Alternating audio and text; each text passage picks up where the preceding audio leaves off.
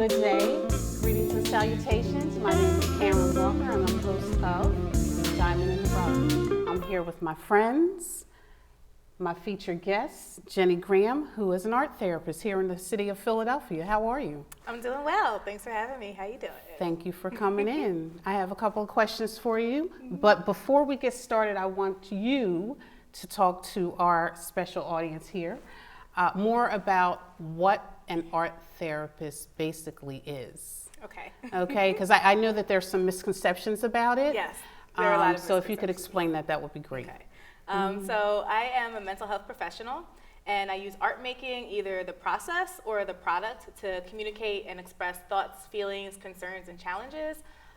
It's an alternative traditional talk therapy where we can use the art to bring life to either subconscious or unconscious experiences that we have. A lot of times I give the example, if you think about a situation that you've been in and you don't know how to describe how you felt, or if you've been through something that was painful or uncomfortable, how do you talk about that thing to heal from it? So basically the art can give life to those experiences and gives us an opportunity to then process it and heal from it. So art therapy, art in itself is naturally healing, but art therapy only happens in relationship with the trained art therapist. So I am a trained professional. I have my master's degree in art therapy, and we are trained to be able to use the artwork as part of the therapeutic relationship. Also, one misconception, I do not analyze art. I do not diagnose anybody based on art. The art is simply a tool, and without knowing the person or without having a relationship with the person, I don't make any assumptions or judgments about what's happening in the artwork.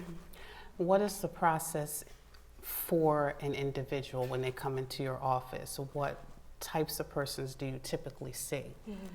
So art therapy actually can work with any population. Can be with children all the way up to geriatric population, people with mental illnesses and diagnoses. It can work also with people with physical disabilities as well. Most of my experience has been with adolescents, middle school age, and children. I've worked with children as young as 2. Since I moved back to Philadelphia, it seems like the population that's most attracted to me, though, are young adults. So the majority of the people I work with now are like in their 20s and their 30s, kind of in that space of transition, of like recognizing things that maybe they want to unlearn, wanting to integrate new experiences or new character traits into their lives, or to heal from past things that they've been through. So. Okay, can you talk about anything specifically that one of your patients or participants, yes, right? Yeah. So I don't use the word patient or client. I use the word participant because I'm very mindful of the power differential that can be created in a therapy relationship. So I kind of push back against some of the status quo. So I do think that people come in and they're participating in their lives, and they're allowing me to participate with them. So, so when a participant comes in, it can vary. So it can be any studio art medium that we might use. So it could be collage, it could be drawing, it could be painting, it could be sculpture. A lot of times I often will start out with collage because collage kind of takes away some of the anxiety to create something or to like perform. Right. And then that way I can also start to gather information about somebody's experiences. Yeah, so would you like me to go further into any I would like you to talk further, just to explain the entire process. Like, for example, someone may be dealing with a barrier in terms of sexual abuse. I don't know, for example, are you an activist? You know, is that something that you partake in? I am an activist. Okay. And this is actually, for me, this is my lane in social justice. Okay. So I created the Truehart primarily to address the needs of people of color, specifically in Black and brown communities.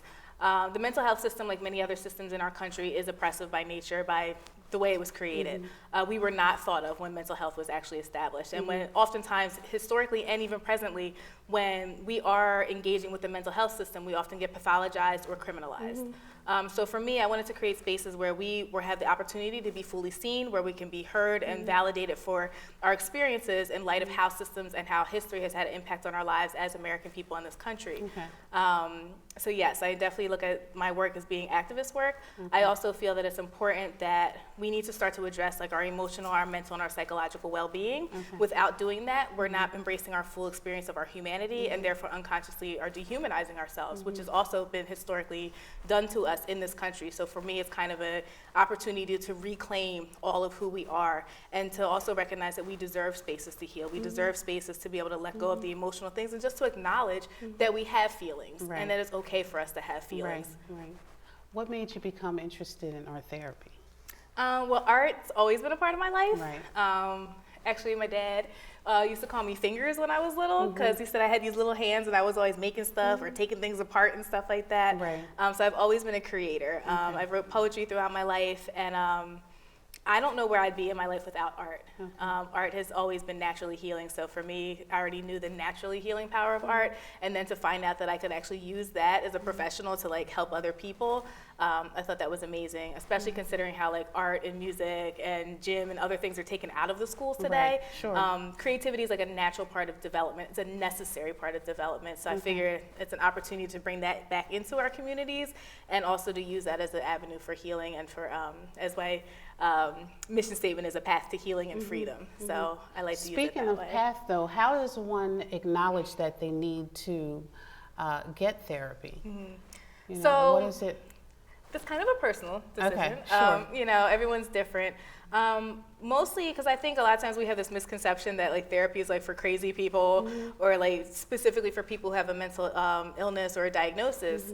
So I actually do work with people who do not have a mental illness or a diagnosis, and I'm very mindful of the fact that we can have symptoms. Maybe we might have symptoms of depression, we may have symptoms of anxiety, but that doesn't mean that we have depression or that we have an anxiety disorder. Right. We're having normal human responses to situations. And so you could be in a position where maybe it could be something specific that you want to heal from, something that you experienced in your past, I apologize, and that you would want to heal from that process, that you feel maybe it's interfering with your relationships or maybe interfering with your ability to access your goals and your dreams and things like that. It could be because you want to just kind of enhance your sense of self-worth. I'm also mindful of the difference between self-worth and self-esteem, especially, you know, we have the ladies in the room today. Self-esteem, a lot of us might have very powerful, strong self-esteem. A lot of us, you know, are typically socialized to be strong women. Right.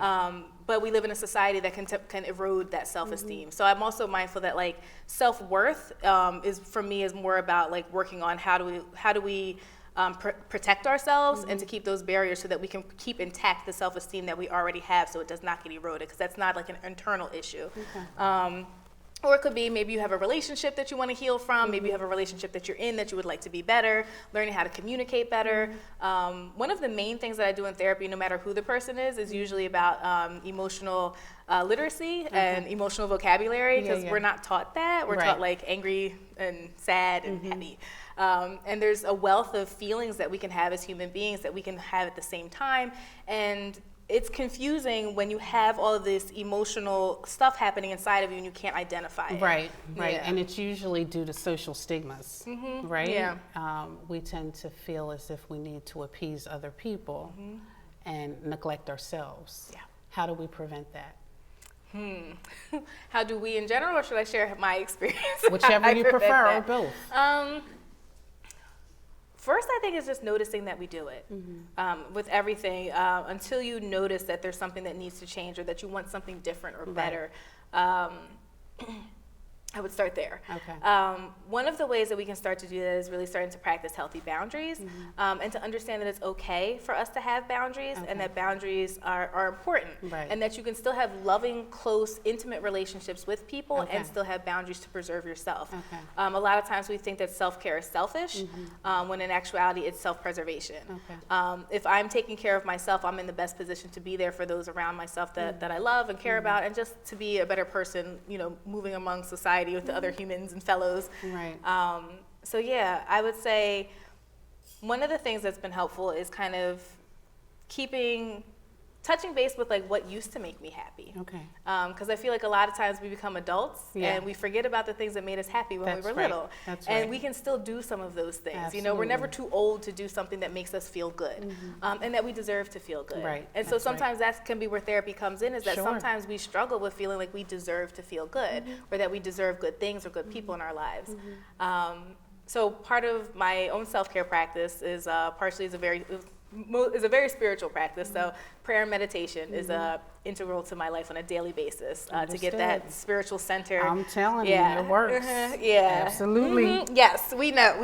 So that is very important. And then doing something with our physical bodies, because another thing too, especially working primarily in Black and brown communities, is that we somaticize a lot of our symptoms, which means that the emotional things that we feel, we embody them. And so in reality, the fact that we have, when we have like headaches or when we have like a lot of stomach aches, even having high blood pressure, diabetes, high cholesterol, all of those things, we know they're rampant in our communities, but what we're not often told is that some of those things are caused by stress. They have nothing to do with what you're eating. Right. They might not have anything to do with your exercise regimen. Right.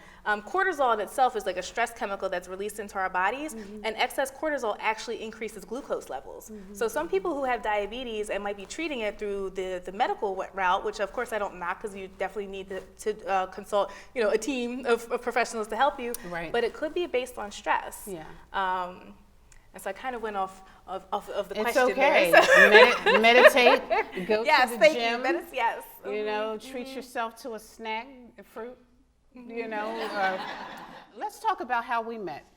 Okay. Okay. Let's talk about that briefly, because I think it's important for everyone to understand a little bit about that. Do you want to share how we met? Well, I can say that, sure. I submitted my candidacy for a film project last year, and Jenni was also a participant of it. I also realized that Jenni attended Pratt Institute, right? Yes, okay, and so tell me about your experience at Pratt. Oh, it was intense. Becoming a therapist is really intense. You are constantly bombarded with your own past and your own feelings that you need to then process. Right. That's the only way that I can help other people is I had to, once again, self-care. I had to help myself first. I had to understand. Right. So it was very challenging. It was a very experience-based process. So they'd give us like an art directive, and then we would make something, and then they'll be like, this will be what you'll look for in people. And you're sitting in class like, oh my God, I thought I dealt with that. I got to call my therapist. Like, did y'all? So it was extremely, extremely intense process, but very grateful. I feel very prepared to do the work that I do because of the experience that I had there. Let's talk more about diversity. I know we touched a little bit about that. What are your feelings in terms of diversity, and how do you use your work to help a myriad of people? Okay. So are you referring to diversity or inclusion? So both. Yeah. Really? So yes, because I know we talked about this. We talked about it. Yes, we did. Because I've had situations. I'm grateful, not too many, but I've had some situations where, because I acknowledge I specifically work with, I'm geared to working with Black and Brown communities. Right. People are like, oh, well, what about everyone else? Right. And anyone who knows me personally can attest to the fact I am a humanist in the full sense of it. Like, I do not believe that empowering my own people has anything to do with disempowering or disrespecting anybody else. Right.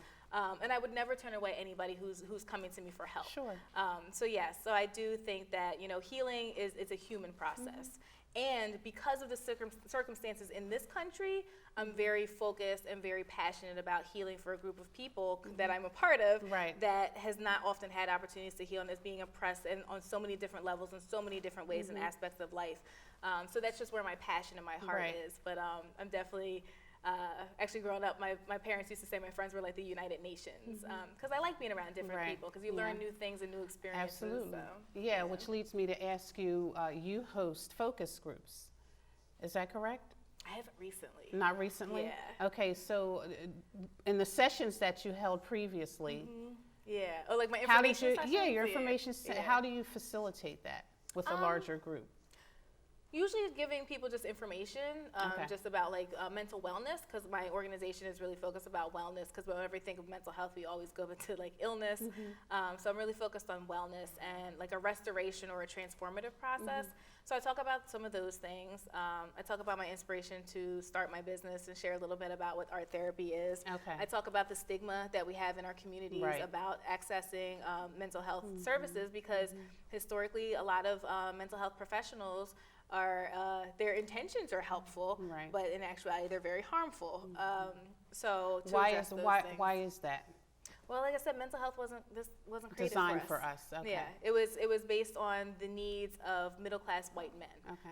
The history of mental health. If you look back in when mental health first became about in this country, it was specifically geared towards the wellness and the needs and the norms for white middle class men. Okay. So anything outside of what that level of wellness was considered abnormal or dysfunctional and things like that. So. Sure. It didn't consider us at all because I'm black and I'm a woman, so I was not even a part of the picture. Okay. Yeah. Okay. I'd like to open the floor at this point to see if any of you have any questions for Jenni. I am on social media, so I am on Facebook. If you are not on Facebook or Instagram, I'm also on Instagram with the Truehart, and Truehart is spelled Truehart. You can also email me at truehart1733@gmail.com, and you can also contact me at 267-875-3552. So do you have to be referred by your doctor? No. So because I'm an independent company, like I don't partner with the city or the government in any kind of way like that. Like I don't take funding because I'm very much like nobody will take away the integrity of why I do what I do. Mm-hmm. So basically, a lot of my referrals have been word of mouth, but I also do community events. So yeah, like if you were interested or if you know someone who might be interested, you can get my contact information. They can just give me a call, send me an email, and then I set up a meet and greet. So I do like a 20-minute meet and greet. That way we can interact like face to face, and they can kind of talk a little bit about, what their concerns are, like why they want to be in therapy, and then we will go from there. We have another question.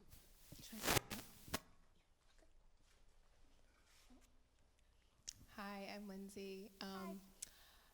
My question is, how do you think art therapy compares to traditional therapy methods, and why would you recommend someone choose your form versus what we typically know as regular therapy? Great question. That is a great question.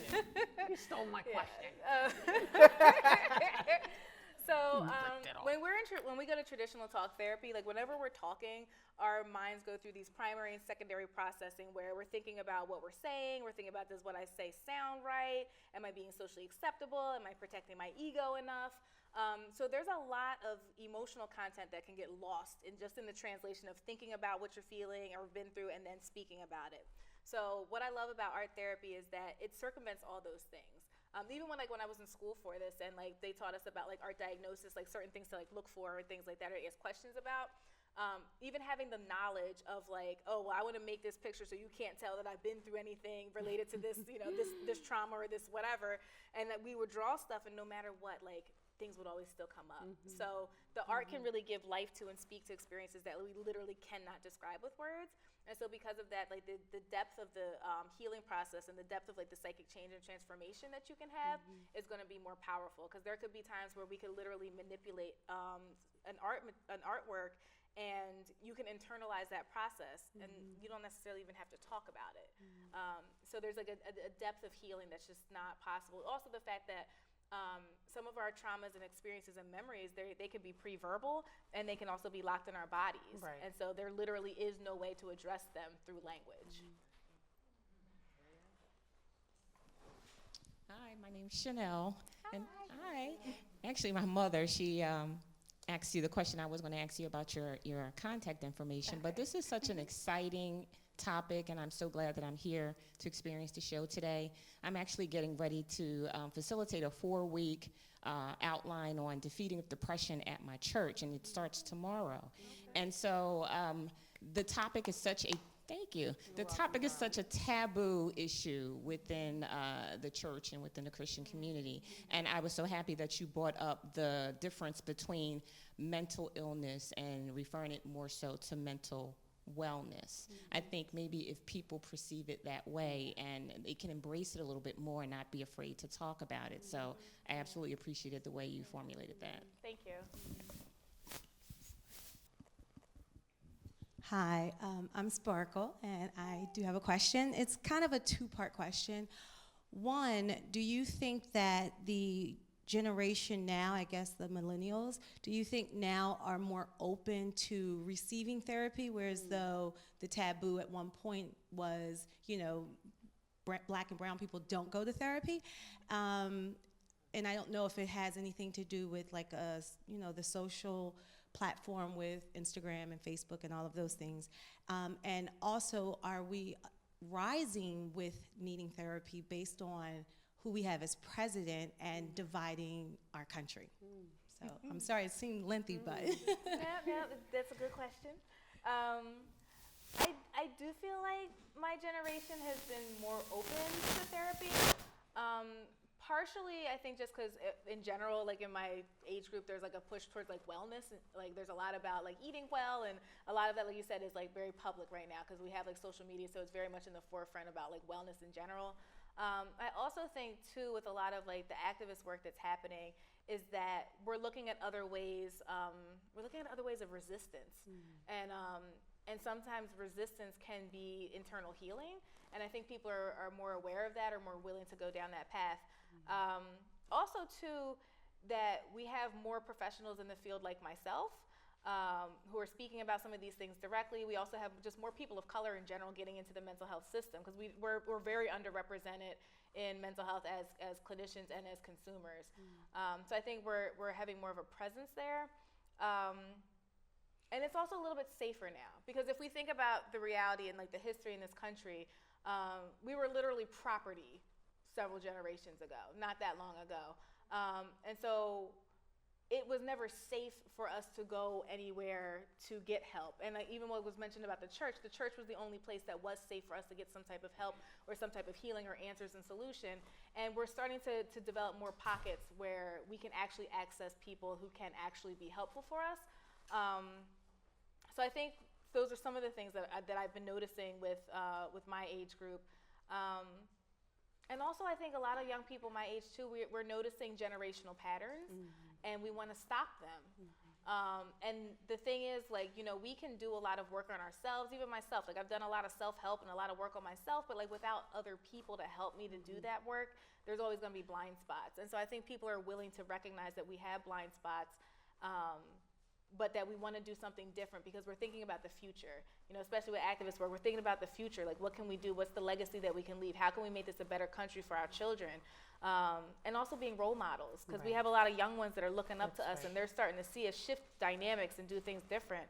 So I think I think I answered the question in there. but it's also a great segue to one of the reasons why I asked you to select the item that represents you as a woman, okay? We're here as a collaborative effort to support each other, to love on each other, to respect each other, to embrace each other, to promote each other, and acknowledge that we need each other's help. So with that being said, I want to begin asking the ladies if they would mind sharing what you may have, you know, brought with you, be it a picture or, you know, an item that you another type of item that you brought with you. Anyone? I have my ring that I brought with me. Okay. That's my birthstone. Okay. It's December 26th, 1930. I'm 7 years old. So I guess that's it.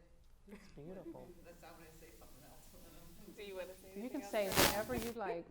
You can say whatever you like. I appreciate you sharing, you know? Well, I was going Yeah. to bring a write-up that I had in one of the newspapers that Jennifer wrote about me. Okay. I was Wow. formerly a runner, just a social runner, not you know, I did like a half marathon. And Jennifer wrote a nice piece in the paper about me being in the senior running group. That's it, I guess. Nice. So she left out so much of that story. Yeah, that's funny. She had a massive heart attack and had a quadruple bypass and a Wow. collapsed lung. And Wow. after recovering from that, she entered the senior games to run this race because she'd been a runner her whole life. And she lied about her age, so she was in the younger age group. Right. And she still came in second. Okay. After all of that. So yeah, there's a little bit more to that story. That is awesome. Gee whiz.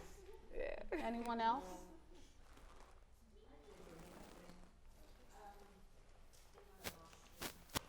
I brought what you mentioned earlier, this is sage, and it's incense. So basically what I bought sage and incense, and basically what I do to meditate in prayer, my ambiance and my aroma matters to me, and I do this probably 3 times a week, where I have 4 children, 23, 22, 21, 17, and a grandbaby. So I also manage about 15 people at work, and then I'm here at Philly Cam and meeting all these beautiful people. So I have a lot that I do, and I need to center myself at times. And prayer is definitely what keeps me sane. So, and I am also going to look into getting art therapy after coming to this event.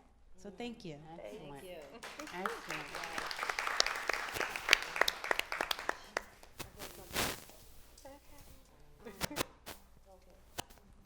I brought amethyst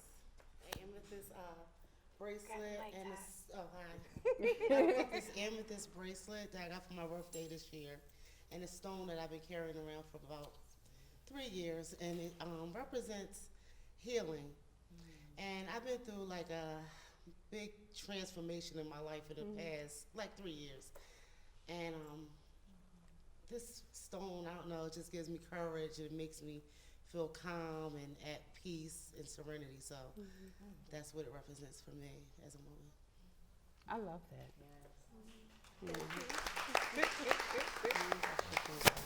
Hi, Hi. Diane. I'm Jennifer's mom.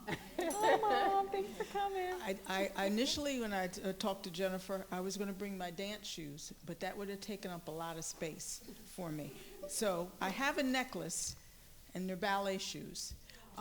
My background, I started as a dancer when I was 4, and I danced most of my life, I guess, up until I was injured, like at 50, actually. But I still dance. I don't dance as much, and I was in classical ballet and was on toe. And as a woman and as a black woman now, to see Misty Copeland, you know, and some of the other dancers that they have out there now, and how they can be on point, they can be the prima ballerina. When I was coming up, that didn't happen. I ended up switching from ballet because of Debbie Allen, who some of you might know her. Because of the other styles of dance, I went into musicals, African dance, modern dance, jazz. I did other styles because I could see at that point I would never make it but so far as a ballet dancer. Yet that's still always my basis. Now I still enjoy it. I do praise dancing in church when I can. When my back is okay, I still try to still do what I can, but I still have my toe shoes, my jazz shoes, my ballet shoes, my character shoes. I found all them, but I thought that'd be a little bit to bring in. So, but we have come so far as women, as dancers now. And they've gone through so much when I look at the history, and just now you even see the women, the young girls, and you sent me a video with it. They're on toe, which is on point for ballet, but they're doing dancing the hip hop. And so they're doing a lot of the dance moves that you would do at a party or a dance, but they're doing it on toe. So how they're incorporating African dance in the ballet, which I think is great. Very nice.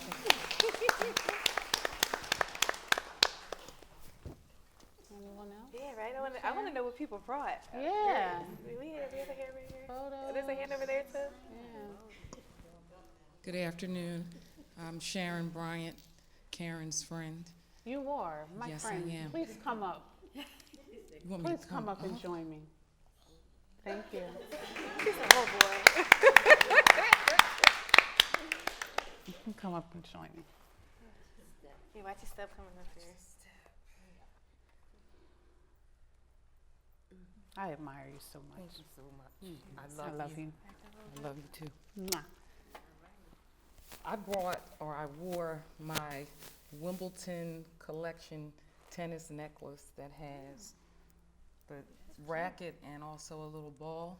Mm-hmm. I purchased this some years ago when I took some children to the U.S. Open in New York. We had started an Arthur Ashe satellite program at the Ardmore Avenue Community Center. Mm-hmm. And this represents a passion that I've had since I was a kid. Never played professionally, competed and won a couple tournaments, but the release of stress through hitting the tennis ball. I know sometimes as a school teacher, you can be very stressed. And when you imagine the ball is the head, perhaps, of someone that Bam! you may need to release some stress on, the discipline, the exercise, as you ladies spoke about how important it is to be physically active. I've drill team, African dance, tennis, Zumba with my sisters. That has always been a part of who I am, to be physically active, and I've translated that to my students. We do drill team in the classroom for a few minutes every day. But as you spoke about your back, sorry, this is not mine. It's okay. I'm taking direction. As you spoke about a back injury, I suffered a back injury, neck and back sprain, restraining a student that with mental health issues was trying to run out of the building to commit suicide. And I said, oh no, you can't do that on my watch. So I haven't played tennis since last year. Haven't gone to Zumba with my sisters since last year. Drill team is on hold. And this, I keep asking my doctor, you think I can hit a couple tennis balls yet? I'm ready. He says, no, Not yet. Not yet. So this is my passion, and also now my goal to get back out there for just a few minutes. So I thank you ladies for this opportunity to share that. Thank you. And God bless you. God bless you. Doing I a love great you. job. I love you. Thanks for coming up. Be careful, okay? No. Yeah. There's someone in the back. Someone You with wanna their come hand over up there here? somewhere? Yeah. Can I ask, who is that? Is it my daughter? Oh, my lovely daughter. Come on up, darling. Come all the way up. talking about like sentimental objects. Come on all the way. Come up. Come on up here, Asia. Come join us. All right. All right. Okay. So, when I was about like 6 years old, my grandmother on my dad's side passed away. And I was there in the house experiencing all this, and I never really, cried about it because I didn't understand what was going on. Right. So, my dad gave me her high school ring or college ring, and I have never been able to take it off, like ever. And whenever I take it off, I feel naked. I'm like, something ain't right. I'm unbalanced. Oh, God. It's okay. That's why we're here, to support each other, right, ladies? Okay, to love on each other and talk about life, right? That's all right, girl. It's okay. It's Oh, man. I'm sorry. You do not I need to swear. apologize. It's No, all you right. don't apologize. Yeah. I've never cried about it. And this is the very first time. Because she meant a lot to me. Eating Nutter Butters, like watching Yeah. TV, Yeah. drinking Pepsi, and always being scared that my mom was gonna find out because I'm not supposed to drink it. Just being by her side and seeing that she wasn't able to move, like she wasn't able to go outside with me and, do the things that she always wanted to do with me, but just know that she appreciated me wanting to be around her and talking to her and hugging her and wanting to sit up on the bed with her and ask questions about her like enormous gray hair afro that she had. So, this is another reason why I do the photography projects that I do, because I can't really express the emotional connection that I have to family. Okay. It's something different. So whenever I take this ring off, I feel unbalanced. Right. Right. And I feel like I'm not connected to what I need to be connected to when I don't have it on. Okay. So sorry about the tears. It's okay. It's No all right. apologies. No apologies. It's all right. for tears. It's all right. Does So- anyone have any advice that you'd like to share? Anything that you'd like to say? Thanks for sharing. Thank you. That crying was cleansing for you. And if you take something that embodies your grandmom's spirit to focus maybe some of your artwork on, there'll be some more healing in that. And you may have some more tears, but it's okay to cry. It's all right. Thank you. All right. Yeah. Thank you for sharing. Thanks Be for careful. sharing. All right. It's okay. It's all right. We've been doing this for a long time. Wow, I've been Asia writing actually, she brought up something really integral to my business. The name of my business is called the Truehart. And Truehart was my paternal grandmother's maiden name. And I named it after her to honor the relationship I didn't get a chance to have with her. She passed away during a time in my life that was extremely dark. And I feel like as a therapist, you're going to have me up here crying too, girl. That's what we're here for now. Right, Let's do it. You know, as a therapist, I plant seeds all the time, and I don't always get to see them grow. And my grandmother planted a lot of seeds in me, and she didn't get to see any of them grow. And we used to call her the plant lady too, because she has a lot of plants in her home. And yeah, so I wanted to honor the relationship that I couldn't have with her. And so that's why I ended up naming my organization the Truehart. Yeah, And then I thought the name was just really fitting, Truehart. Yeah. I thought that was kind of... Yeah, that's really important to know that you have a connection, a very unique connection with some of your relatives, some of your friends. You know, it builds your stamina. It builds your spirit. It makes you feel as if you have worth, you know, self-worth. I just, for me, just recently I lost my grandmother back in March, and it was so profound because in addition to my grandmother, I lost my godmother several years ago, and my father's mother as well. So I don't think anyone, unless they're a crazy lunatic, really feels comfortable with death. You know, there's life and there's death. You know, it just takes a while to heal. Yeah.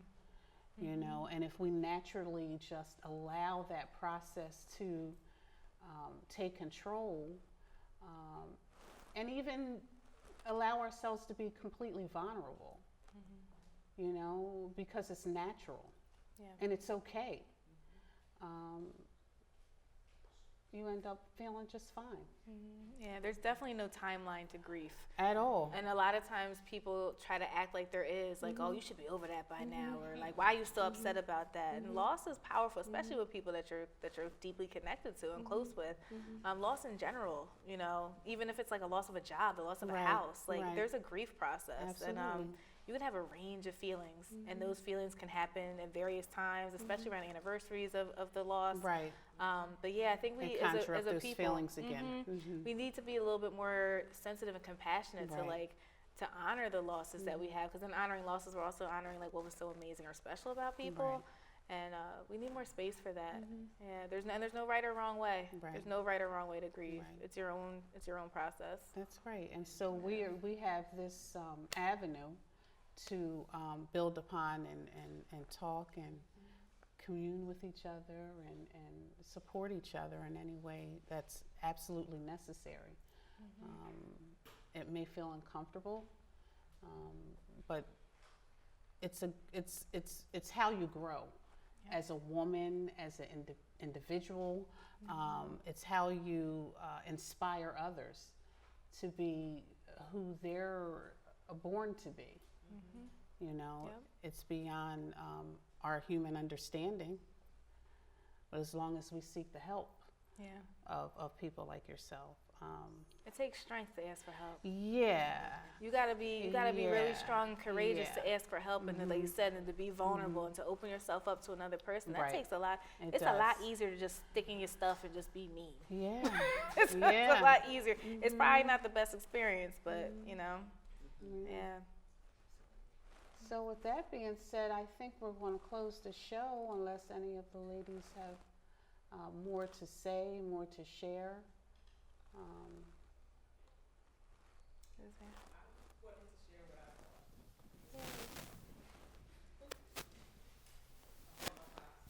Okay. Hey. Yes. And to me, this represents fight. Because sometimes I think as women especially, we have a lot to fight. Black women especially, stereotypes, fear, doubt, you know, anxiety. So this is what I bought. Because sometimes, you know, you got one hand doing what you think is right, and the other hand trying to fight off what's wrong. Right. That's what I bought. I like that.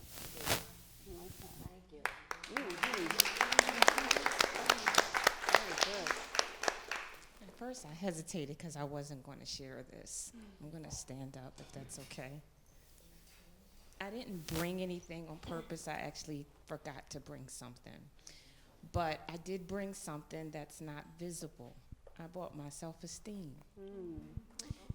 And just to walk in here today, I didn't have that instant feeling at all. It's been years of not feeling worthy enough. I instantly walked in and I'm just like, oh my God, she's gorgeous. Oh my God, look at her hair. Oh my God, look at this, look at that. And I can look like that when I'm 60 and 70 or whatever the case may be, instead of feeling, you know, if that makes sense, if anybody in here can relate to that. I'm just so proud to be with you all today, and I think you all are beautiful, and I just want to celebrate you all and just say, thank God that I could bring my confidence today.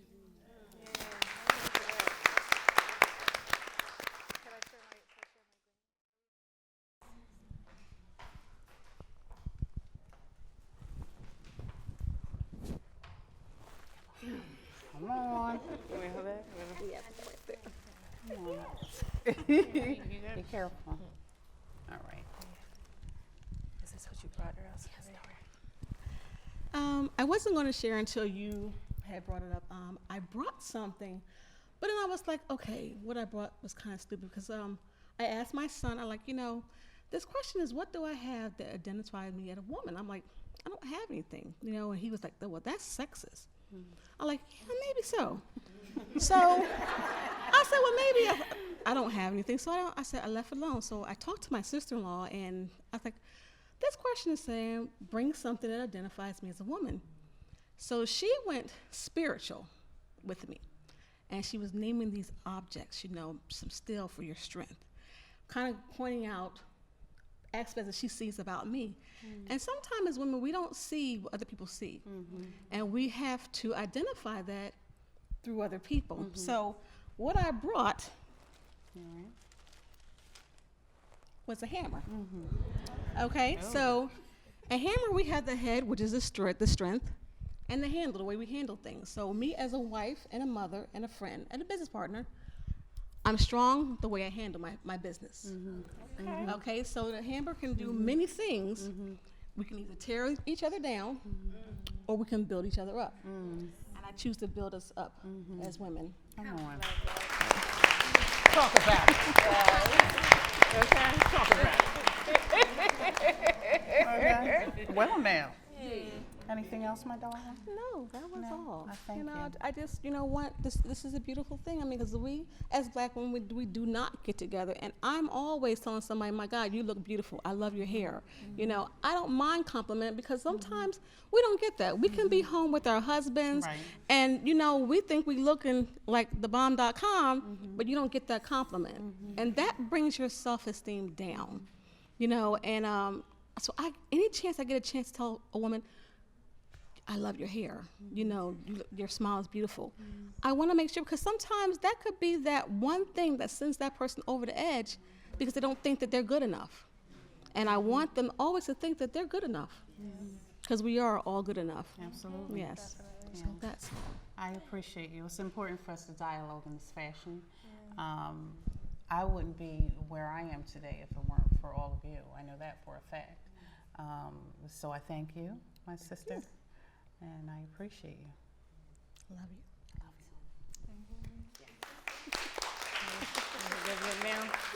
Okay.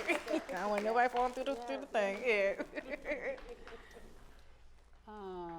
Where are we? Where does anyone else want to share? Karen. Yay! Come on up, Sharon. I want you to come up. I mean, not Sharon, Karen. Yeah. Come on up, darling. Yeah, this frame can trip people up. Yeah. I was inspired by the lady who was just up here, and the reason that I bought this weight. You're wearing that orange. Thank you. Okay. Look at that. Thank you. But I bought this because I do feel like I try to be strong. Sometimes I carry around a little bit too much weight, whether it's spiritual, physical, or my body, or mental, and that in the midst of trying to be strong, that I do need to share, open up, and receive help and ask for help. And that's all I wanted to say. Okay. I like it. Thanks for sharing. I like that. Okay. Take your time, Sharon. Yeah, there you go. Okay. Anyone else? Yeah, we got them here. No? I was going. Can I share mine? Absolutely. So I brought this. She came with the name Glamour. It says, "There are no better colors than purple and pink. They make me so pretty, I surely think."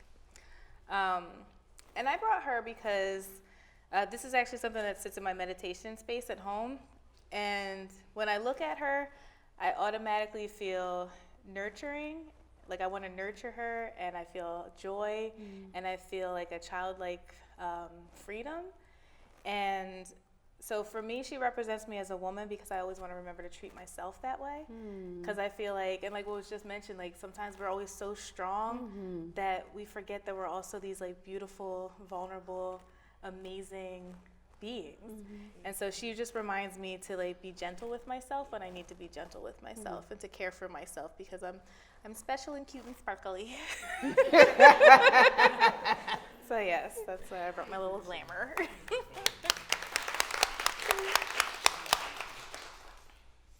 Well, I think that we're just about ready to end the show.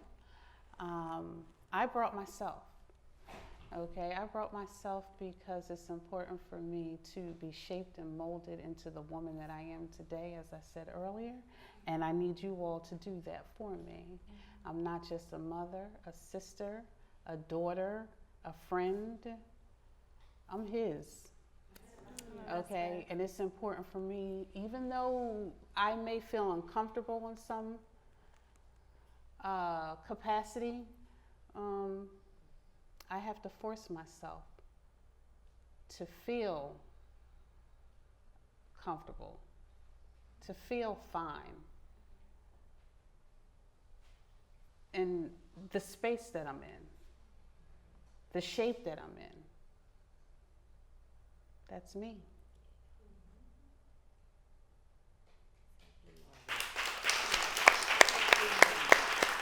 That's all I have to give. Okay, I want to thank Jenni for coming here today, my friend.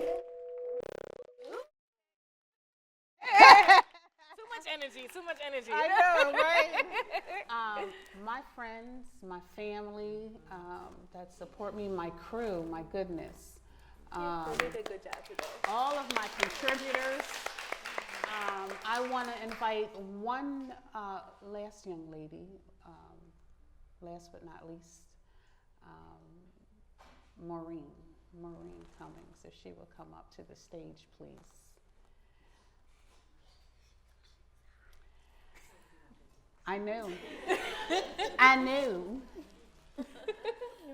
That's it. Maureen is one of my newest near and dear friends. Maureen made this beautiful portrait that you see here in the back. Yeah.